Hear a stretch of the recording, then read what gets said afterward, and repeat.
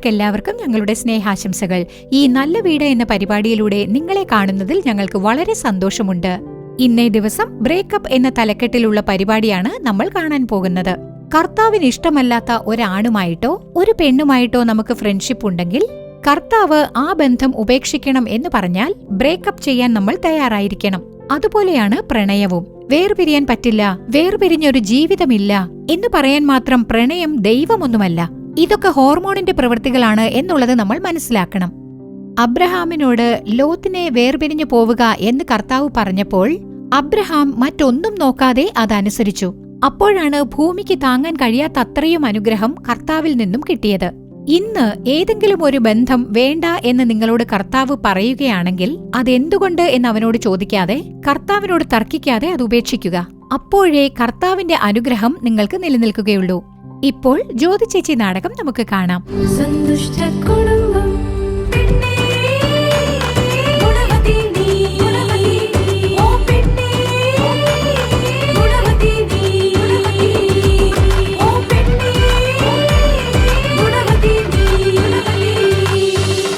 ജ്യോതി ചേച്ചി,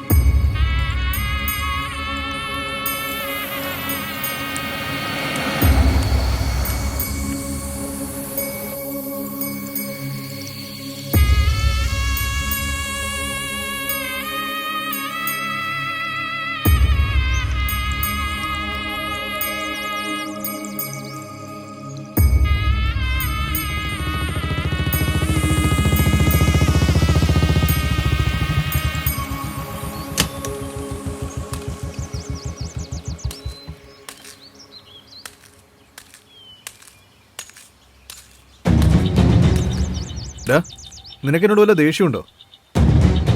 ഇല്ലടാ. ഇല്ലെന്നാണ് പറയുന്നെങ്കിലും നിന്റെ മുഖം എങ്ങനെയല്ലല്ലോ പറയുന്നത്. പിന്നെന്തോന്നാ, എത്ര നാളെ കാത്തിരുന്നത്? നീ വരാന്ന് പറഞ്ഞിട്ട് വന്നായിരുന്നോ? അത്യാവശ്യമായിട്ടൊരു സ്ഥലം വരെ പോകാണ്ടായിരുന്നു. സോറിടാ. ഇപ്പൊ കൂടെ കൂടെ പുറത്തു പോകുന്നുണ്ടല്ലോ. അങ്ങനെയൊന്നും ഇല്ലടാ. ഇപ്പൊ എന്താ വേണ്ടേ? ഒരു ചായല്ലേ കുടിക്കണ്ടേ? വാ പോവാം. വാടാ.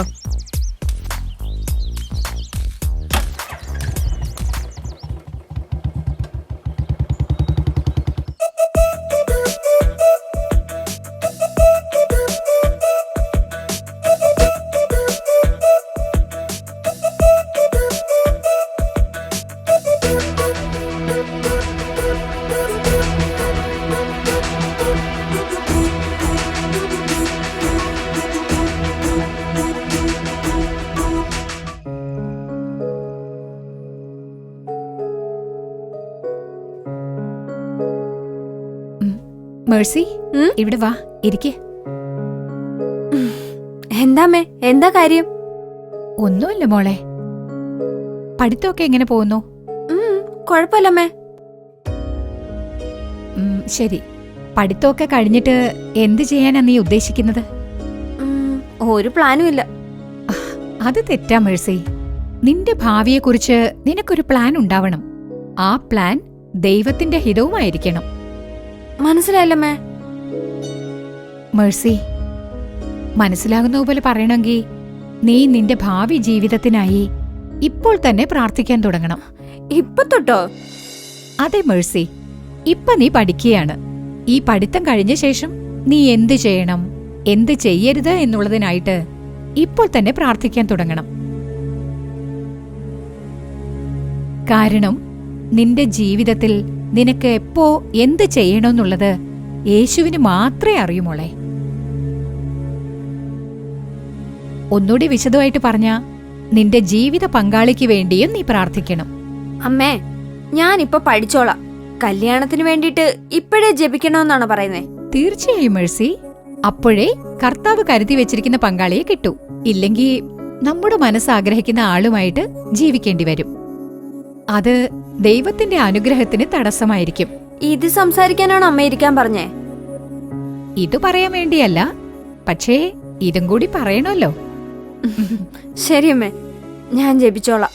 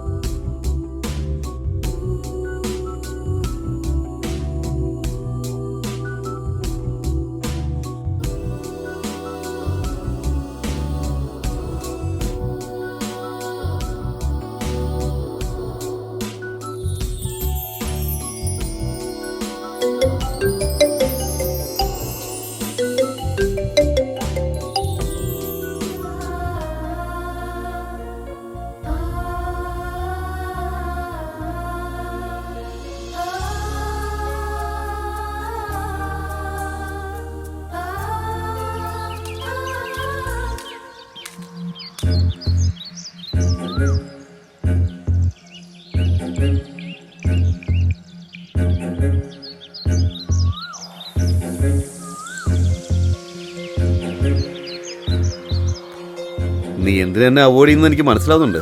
ഞാൻ നിന്നെ എപ്പോഴാടാ അവോയ്ഡ് ചെയ്തത്? എനിക്കെല്ലാം അറിയാം. ഇപ്പൊ നീ എൻ്റെ അടുത്തേക്കുള്ള വരവ് കുറവാണ്. ഞാൻ വിളിച്ച നീ ഫോണും എടുക്കൂല. എല്ലാം അറിയാം. എന്തറിയുന്ന? നീ ചുമ്മാ ഓരോന്ന് പറയല്ലേ. ആര്? ഞാനാണ് ചുമ്മാ പറയുന്നത്. ഇന്നലെ സാറുടെ പോയിരിക്കായിരുന്നു. എവിടെയും പോയില്ലല്ലോ. നീ എന്തിനാ എന്നോട് കള്ളം പറയുന്നേ? നീയും നിന്റെ കൂടെ ഉണ്ടായിരുന്ന ആ പെണ്ണും കേക്ക് ഷോപ്പിലായിരുന്നില്ലേ? അത് ഞാൻ കണ്ടായിരുന്നു. കണ്ടായിരുന്നല്ലേ? ഏതിടാ പെണ്ണ്? എല്ലാരും പറയുന്നുണ്ട്. ഞാൻ വിശ്വസിച്ചില്ലായിരുന്നു. ഞാൻ പക്ഷെ നേരിട്ട് കണ്ടു. ഇനി പറ, ആരാ പെണ്ണ്? സോഷ്യൽ മീഡിയയിൽ വെച്ചാ പരിചയം. ഒരു നല്ല പെങ്കൊച്ച. എങ്ങനെയാടാ ഈ നല്ല പെണ്ണെന്ന് പറയുന്നത്? അതൊന്നും പറഞ്ഞാൽ നിനക്ക് മനസ്സിലാവില്ല. എനിക്കൊന്നും മനസ്സിലാക്കണ്ട. നിനക്ക് മനസ്സിലായാൽ മാത്രം മതി. അസൂയാണല്ലേ? എനിക്കെന്തിനാണ് നിന്നോട് അസൂയ? നിനക്ക് ജോലി ഇല്ലാന്നുള്ള കാര്യം പറഞ്ഞായിരുന്നോ? ഇല്ലടാ, അത് ഇന്നാ പറയാൻ പോകുന്നത്. എന്തോ ഇത് ശരിയാണെന്ന് എനിക്ക് തോന്നുന്നില്ല. ബെസ്റ്റ്. നിനക്കല്ലെങ്കിൽ എന്താ ശരിയായിട്ട് തോന്നാറ്?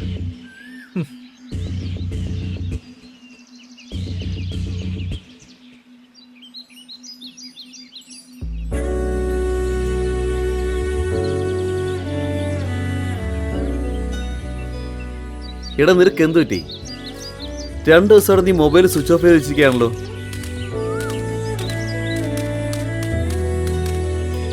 നീ ഇതിനിടെ കരയുന്നേ? എന്തു പറ്റി? അവൾ എന്നെ വിട്ടിട്ട് പോയടാ. പോയെന്നോ? എന്താടാ ഈ പറയുന്നേ? എന്താ പറ്റിയത്? നിന്നെ കണ്ടിട്ട് ഞാൻ പോയില്ലേ? അന്ന് ഞാൻ അവളോട് സംസാരിച്ചു. എനിക്ക് ജോലിയൊന്നും ആയിട്ടില്ല, ജോലി അന്വേഷിച്ചുകൊണ്ടിരിക്കുകയാണ്, ജോലി കിട്ടിയ ഉടനെ നമുക്ക് കല്യാണം കഴിക്കാമെന്ന് ഞാൻ പറഞ്ഞു. അതിനവള്, നിനക്ക് ജോലിയില്ല, ഞാൻ നിന്റെ കൂടെ ടൈം സ്പെൻഡ് ചെയ്യുന്നതിന് നിനക്ക് നല്ലൊരു ജോലി ഉണ്ടെന്ന് കരുതിയ, കൈനിറയെ കാശുണ്ടെന്ന് കരുതിയ എന്നെ സ്നേഹിച്ചതെന്ന് പറഞ്ഞു. ഒരു ജോലി ഇല്ലാത്തവൻ്റെ അടുത്ത് കാശും ഉണ്ടാവില്ല. കാശില്ലാത്തവനെ എന്തിനാണ് ഈ പ്രണയമൊക്കെ? നമുക്കെന്തായാലും ബ്രേക്കപ്പ് ചെയ്യാം, എന്നെ മറക്കണമെന്നും പറഞ്ഞ് ഈസി ആയിട്ട് പറഞ്ഞിട്ട് പോയടാ അവള്. ശരി, അത് വിടറാ. നീ ഫീലാവാതെ. എങ്ങനെയാടാ വിടാൻ പറ്റുക? ഞാൻ അവളെ എന്തുമാത്രം സ്നേഹിച്ചെന്നറിയോ? എനിക്ക് അവളെ മറക്കാൻ പറ്റില്ലടാ. നിന്റെ വിഷമം മനസ്സിലാവുന്നുണ്ട്. കഴിഞ്ഞതൊക്കെ മറന്നേക്ക്. എന്റെ വിഷമം നിനക്ക് പറഞ്ഞാൽ മനസ്സിലാവില്ല. അതാ നീ ഇത്ര ഈസി ആയിട്ട് പറയുന്നത്. നിന്റെ വിഷമം എനിക്ക് മനസ്സിലാവില്ലായിരിക്കും, പക്ഷെ നീ കരഞ്ഞാൽ എനിക്കത് വിഷമാവില്ലേ? ഞാൻ നിന്നെ ഇങ്ങനെ കണ്ടിട്ടേ ഇല്ല. പ്ലീസ്, നീ മറക്കാൻ ശ്രമിക്കേ.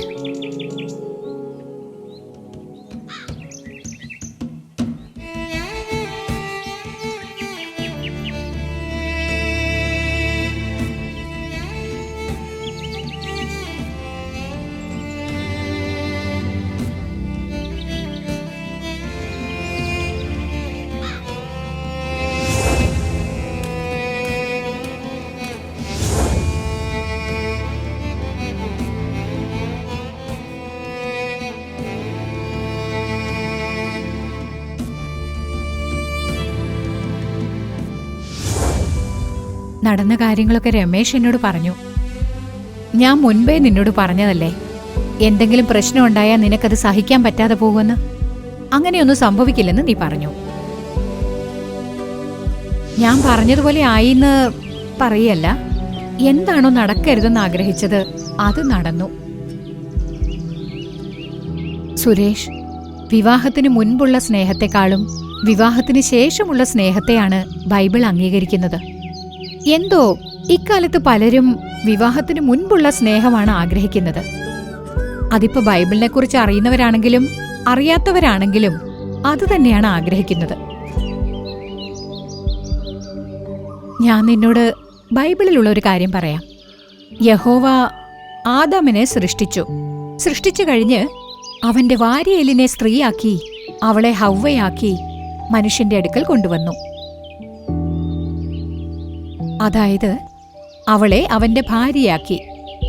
ഇപ്പോ നിന്റെ വാരിയലില് കർത്താവ് പുറത്തെടുത്തു കഴിഞ്ഞു. വീണ്ടും അകത്ത് വെക്കണമെന്നുണ്ടെങ്കിൽ അതേ വാരിയലില് വെച്ചാലേ നിനക്കത് ശരിയാവുള്ളൂ. നിനക്കിഷ്ടമാണെന്ന് പറഞ്ഞ് വേറെ വാരിയല് വല്ലതും വെച്ചാൽ ആ വാരിയല് നിന്റെ ജീവിതകാലം മുഴുവൻ നിന്നെ കുത്തിക്കൊണ്ടേയിരിക്കും സുരേഷ്. സുരേഷ്, അവള് നിന്റെ കൂടെ ഇടപഴകിയത് നിന്നോടുള്ള സ്നേഹം കൊണ്ടല്ല. നിന്റെ അടുത്ത് നല്ല പണം ഉണ്ടെന്ന് വിചാരിച്ചിട്ടാണ് നിന്നോട് ഇടപഴകിയത്. ഇതൊന്നും ഓർത്ത് നീ ഫീൽ ചെയ്യണ്ട. അവളെ നീ വിവാഹം കഴിച്ചിരുന്നെങ്കിൽ ജീവിതകാലം മുഴുവൻ ഫീൽ ചെയ്തേനെ. നടന്നതൊക്കെ ഒരു ദുസ്വപ്നമാണെന്ന് വിചാരിച്ച് മറന്നിട്ട് പുറത്തു വരാൻ നോക്ക് സുരേഷ്. നിനക്കൊരു നല്ല ഭാവി കാത്തിരിക്കുന്നുണ്ട്. അത് നീ നശിപ്പിക്കരുത്. നടന്നതോർത്ത് വെറുതെ വിഷമിക്കരുത്. എല്ലാം മാറും സുരേഷ്. നല്ലതേ നടക്കൂ.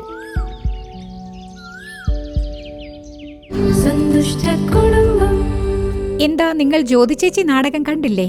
ഇപ്പോൾ നിങ്ങളുടെ കുടുംബത്തിന്റെ അനുഗ്രഹത്തിനായി ദൈവ സന്ദേശം നൽകി പ്രാർത്ഥിക്കുവാൻ സഹോദരി ചെല്ലാറാണി അപ്പാദുരെ അവർ നമ്മോടൊപ്പമുണ്ട്. പ്രാർത്ഥനയോടെ ദൈവ സന്ദേശം കേൾക്കുക. കർത്താവ് തീർച്ചയായും ഇന്ന് നിങ്ങളെ അനുഗ്രഹിക്കും.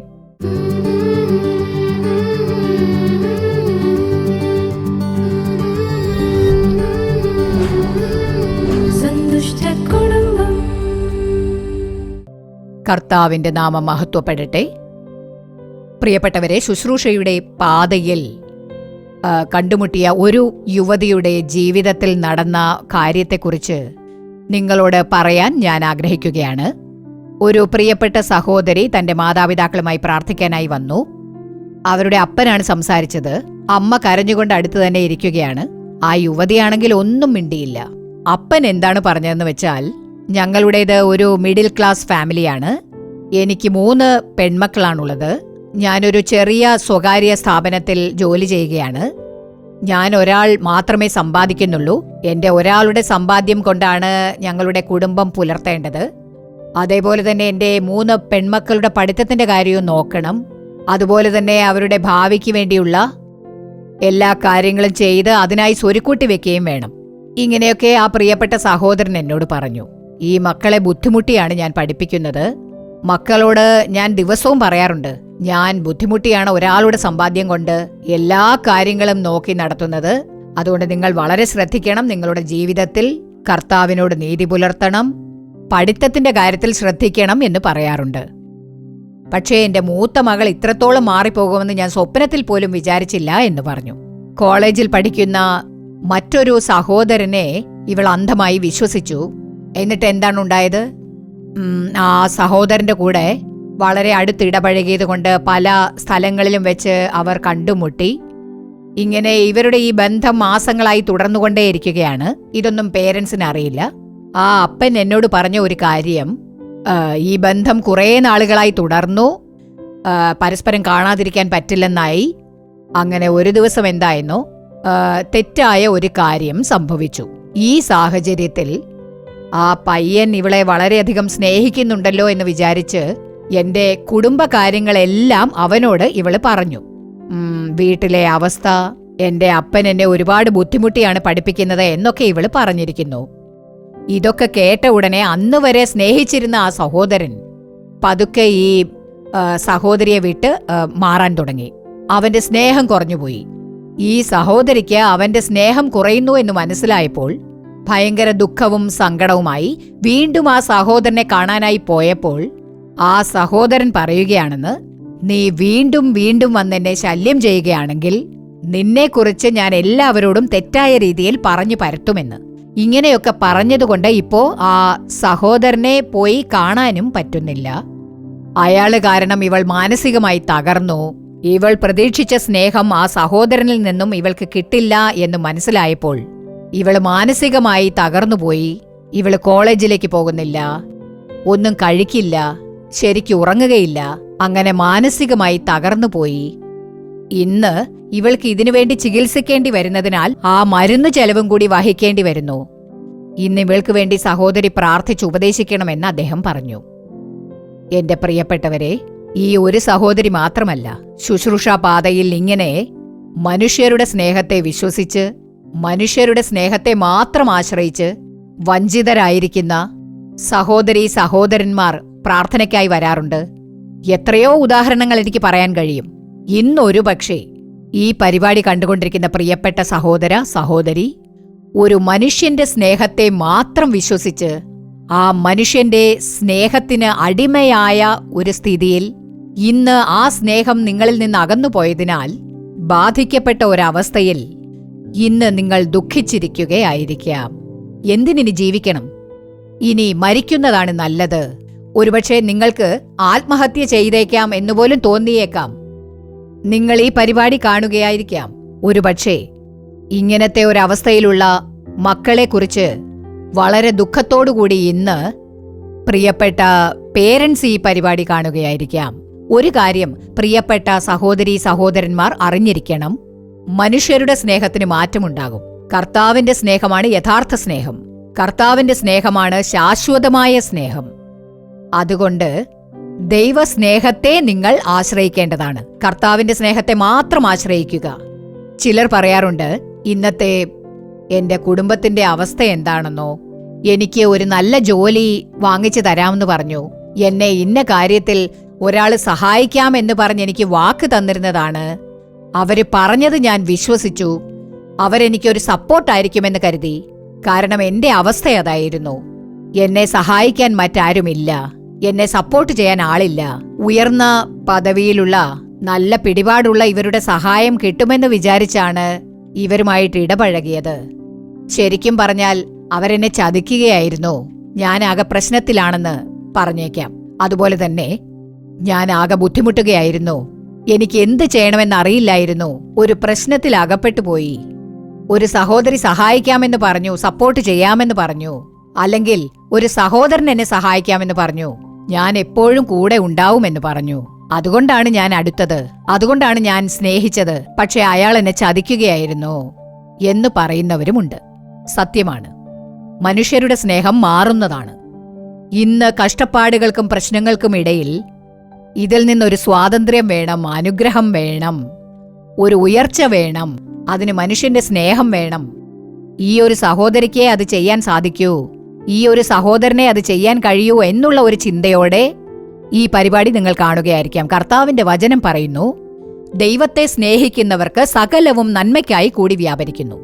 നിങ്ങളുടെ ജീവിതത്തിൽ ഒരു കഷ്ടപ്പാടോ പോരാട്ടമോ പ്രതിസന്ധിയോ, ഒരു ജോലിക്കുള്ള വഴി തുറക്കപ്പെട്ടില്ലേ, അല്ലെങ്കിൽ പഠിക്കുവാനുള്ള പണത്തിന്റെ ആവശ്യം നിങ്ങൾക്കുണ്ടോ, ആരും സഹായിക്കാനില്ലാതിരിക്കുകയാണോ? ഒരു കാര്യം മനസ്സിലാക്കുക, നിങ്ങളുടെ അവസ്ഥ എത്ര മോശമായിരുന്നാലും കർത്താവ് പറയുന്നു, നിങ്ങളുടെ ആ അവസ്ഥയിൽ തന്നെ കർത്താവിനെ മാത്രം സ്നേഹിക്കുക. അവൻ സകലവും നന്മയ്ക്കാക്കി നൽകുന്ന ദൈവമാണ്. അതുകൊണ്ട് നിങ്ങളെല്ലാവരും ഇന്ന് ഈ പരിപാടി കാണുന്ന പ്രിയപ്പെട്ട സഹോദര സഹോദരി, മനുഷ്യരുടെ സ്നേഹത്തെ മാത്രം ആശ്രയിക്കാതിരിക്കുക, അവരിലൂടെ വഞ്ചിക്കപ്പെടാതിരിക്കുക, ദൈവത്തെ സ്നേഹിക്കുക, ദൈവസ്നേഹത്തിൽ നിറഞ്ഞിരിക്കുക, ദൈവത്തിന്റെ സ്നേഹത്തെ ആശ്രയിക്കുക. നിങ്ങളെല്ലാവരും അല്പം മുൻപ് കണ്ടതല്ലേ ജ്യോതി ചേച്ചി എന്ന നാടകം? നിങ്ങൾ കണ്ടില്ലേ? ആ പ്രിയപ്പെട്ട സഹോദരൻ, ആ സഹോദരിയുടെ സ്നേഹം നഷ്ടപ്പെട്ടു പോയതിനാൽ എനിക്ക് മറക്കാനേ പറ്റില്ല, എനിക്ക് എന്ത് ചെയ്യണമെന്നറിയില്ല എന്നൊരവസ്ഥയിലായിരുന്നു. കൂട്ടുകാരൻ ആശ്വസിപ്പിക്കുന്നൊക്കെയുണ്ട്, നീ മറന്നേക്കെന്ന്. അപ്പോൾ ആ സഹോദരൻ പറയുകയാണ്, നീ അത് നിസ്സാരമായിട്ട് പറയും, പക്ഷെ എനിക്ക് മറക്കാൻ പറ്റുന്നില്ലല്ലോ. നിങ്ങളായാലും ഒരു പക്ഷേ നിങ്ങൾ വിശ്വസിച്ചിരുന്ന സ്നേഹിച്ചിരുന്ന ഒരാൾ നിങ്ങളെ വഞ്ചിച്ച ഒരവസ്ഥയിൽ എനിക്ക് മറക്കാൻ പറ്റുന്നില്ല, എനിക്ക് ഈ ജീവിതം വേണ്ട, എന്തു ചെയ്യണമെന്നറിയില്ല, മരിച്ചുപോയേക്കാം, ഇനി ജീവിച്ചിട്ട് കാര്യമില്ല എന്ന് ചിന്തിച്ചേക്കാം, കോളേജിൽ പോലും തല കാണിക്കാൻ വയ്യാത്ത ഒരവസ്ഥയിലായിരിക്കാം, ജോലിക്ക് പോകാൻ പറ്റാത്ത ഒരവസ്ഥയിലായിരിക്കാം. എന്തൊരു ജീവിതമാണിത്, പുറത്ത് തല കാണിക്കാൻ വയ്യാത്ത ഒരവസ്ഥയായിരിക്കാം. കർത്താവിന് മുൻപാകെ സ്വയം സമർപ്പിക്കുക. ആരുടെ വാക്കുകൾക്കും നിങ്ങൾക്ക് ശക്തി നൽകാൻ പറ്റില്ല. ആരുടെ വാക്കുകൾക്കും നിങ്ങൾക്ക് സമാധാനമോ സന്തോഷമോ നൽകാൻ പറ്റില്ല. കർത്താവിന് മാത്രമേ കഴിയൂ. കർത്താവിന്റെ സ്നേഹത്തെ ആശ്രയിക്കുക. ഞാൻ ചെയ്തതെല്ലാം തെറ്റാണ്, അങ്ങയുടെ സ്നേഹം മാത്രം മതി എന്നു പറഞ്ഞ് അവനിൽ ഭരമേൽപ്പിക്കുക. കർത്താവെ, അങ്ങയുടെ സ്നേഹം മാത്രം എനിക്ക് മതി എന്ന് ഞാൻ ഈ ലോകത്തെ മനസ്സിലാക്കി, മനുഷ്യരുടെ സ്നേഹം എന്താണെന്ന് ഞാൻ മനസ്സിലാക്കി, അങ്ങയുടെ സ്നേഹം നൽകണേ എന്ന് പ്രാർത്ഥിക്കുക. കർത്താവ് അവന്റെ സ്നേഹം നിങ്ങൾക്ക് നൽകും. നിങ്ങളുടെ ജീവിതത്തിൽ നിങ്ങൾ എന്തിനു വേണ്ടി യാചിച്ചാലും അവൻ തന്റെ സ്നേഹത്തിലൂടെ നിങ്ങളെ ആകർഷിക്കും. യേശു നിങ്ങളെ തന്റെ നെഞ്ചോട് ചേർത്ത് ആശ്ലേഷിക്കും. അതുപോലെ തന്നെ ചിലർ ഉപദേശങ്ങൾ നൽകാൻ വേണ്ടി പലരെയും കൂട്ടിക്കൊണ്ടുവരാറുണ്ട്. ഞാൻ അവരെ ഉപദേശിക്കുമ്പോൾ എനിക്ക് തന്നെ എന്തിനു ജീവിക്കണമെന്ന് തോന്നുന്നു, ഇതെങ്ങനെ സാധിക്കും എന്ന് പറഞ്ഞ് എന്റെ അടുക്കൽ ഒരു സഹോദരി വന്നു.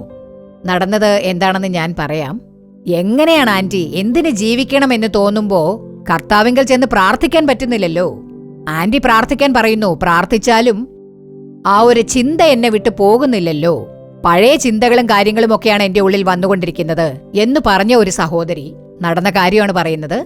അപ്പോഴാണ് എനിക്ക് കർത്താവ് ഒരു ഉപദേശം നൽകിയത്. ആ സഹോദരി പ്രാർത്ഥിക്കാൻ പറ്റില്ല എന്ന് പറയുന്നു. ആന്റി പറയുന്നുണ്ട്, എനിക്ക് പറ്റില്ല, മറക്കാൻ പറ്റില്ല, എനിക്ക് ഈ ജീവിതം വേണ്ട, ജീവിക്കാൻ എനിക്കിഷ്ടമില്ല. അപ്പോൾ കർത്താവ് പറഞ്ഞ ഒരു കാര്യം ഞാൻ പറഞ്ഞു, എന്നാൽ ശരി, നീ കടന്നു വന്ന പാതയെക്കുറിച്ച് നിന്റെ കൂടെയുള്ള മറ്റുള്ളവരോട് പറയ്. എനിക്കിങ്ങനെ ഒരു പ്രശ്നമുണ്ടായി, നീ എന്നോടിപ്പോ വന്ന് പറയുന്നില്ലേ? നീ ഈ പറഞ്ഞത് നിനക്കറിയാവുന്ന നിന്റെ പരിചയത്തിലുള്ള എല്ലാവരോടും ദേ നോക്ക്, മനുഷ്യരുടെ സ്നേഹം അത് വിശ്വസിക്കാൻ പറ്റാത്തതാണ്, എനിക്കിങ്ങനെ ഒരു പ്രശ്നമുണ്ടായി, അവരുടെ സ്നേഹം മാറുന്നതാണ്, അവർ നിങ്ങളെ ചതിക്കും, ദൈവസ്നേഹത്തെ മാത്രം ആശ്രയിക്കണമെന്ന് അവരോട് നീ പറയ്. അത് മതി, ഇത് മാത്രം നീ ചെയ്താ മതി, കർത്താവ് എന്നെ ഉപദേശിച്ചതാണ് എന്ന് പറഞ്ഞ് ഞാൻ അവളെ പറഞ്ഞയച്ചു. ഇത് യഥാർത്ഥത്തിൽ നടന്ന ഒരു സംഭവം തന്നെയാണ്. ഈ സഹോദരിയുടെ പേര് വിമല. അപ്പോൾ ആ സഹോദരി എന്നോട് പറഞ്ഞു, ശരി, ഇതെങ്കിലും ഞാൻ എല്ലാവരോടും പറയാം, എന്നെപ്പോലെ ആർക്കും പ്രശ്നമുണ്ടാകാതിരിക്കട്ടെ, ഞാൻ ഇതെങ്കിലും ചെയ്യാമെന്ന് പറഞ്ഞു പോയി. അവരുടെ പരിചയക്കാരോടും കൂട്ടുകാരോടുമൊക്കെ പുറത്തു പോയില്ലെങ്കിലും ഫോണിലൂടെ ഇതൊക്കെ പറയാൻ തുടങ്ങി. ദയവ് ചെയ്ത് ആരെയും അന്ധമായി വിശ്വസിക്കരുത്, മനുഷ്യരുടെ സ്നേഹത്തെ വിശ്വസിക്കരുത്, എനിക്കിങ്ങനെ ഒരു പ്രശ്നമുണ്ടായി, എനിക്ക് പഠിക്കാൻ പറ്റുന്നില്ല, ഉറങ്ങാൻ പറ്റുന്നില്ല, എനിക്ക് പുറത്തുപോലും വരാൻ പറ്റുന്നില്ല, എനിക്ക് എന്ത് ചെയ്യണമെന്ന് അറിയില്ല എന്ന് തന്നെ കൊണ്ടാവുന്നത്ര എല്ലാവരോടും ഇതിനെക്കുറിച്ച് പറയാൻ തുടങ്ങി. ഒടുവിൽ ഒരു വാക്കും കൂടി പറഞ്ഞു, ദൈവസ്നേഹത്തെ മാത്രം ആശ്രയിക്കുക എന്ന്. അവരെങ്ങനെ പറയാൻ തുടങ്ങിയപ്പോൾ, കർത്താവിന്റെ സ്നേഹത്തെക്കുറിച്ച് പറഞ്ഞപ്പോൾ, താൻ അനുഭവിച്ച കഷ്ടപ്പാടുകളെക്കുറിച്ച് പറഞ്ഞപ്പോൾ, കർത്താവിന്റെ സ്നേഹം കൊണ്ട് കർത്താവ് ആ സഹോദരി വിമലയെ നിറച്ചു. കർത്താവിന് മുൻപാകെ താൻ അനുഭവിച്ച കഷ്ടപ്പാടുകളെക്കുറിച്ച് പറഞ്ഞു.